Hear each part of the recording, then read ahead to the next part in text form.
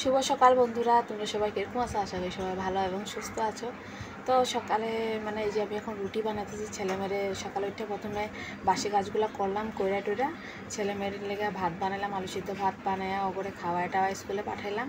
তো পাঠানোর পরে দেখো এই যে আমি রুটি বানাইতেছি। এখন যে রুটিগুলো বেললা নিছি, আর একটা বাকি আছে, ওগুলা কইরা তারপর চা দিমু, শ্বশুরে দিমু, আর আমার জামাই ঘরে আছে, ও বাইরে কাজ করতে ঘরে আছে, তো ওরাও দিমু। তো এখন এগুলিই করুন। তো আমি ব্লগ দিতে পারি না বেশি লং ভিডিও, কারণ আমার অনেক কাজ থাকে ঘরে, তারপর ছেলে মেয়ের স্কুলে পাঠানো থাকে, আবার গিয়ে আনতেও লাগে। তো ওইটার লেগে আমি বেশি করে ধরো ব্লগ ভিডিও দিতে পারি না। তো যা পারি আমি শর্টস ভিডিও দিই।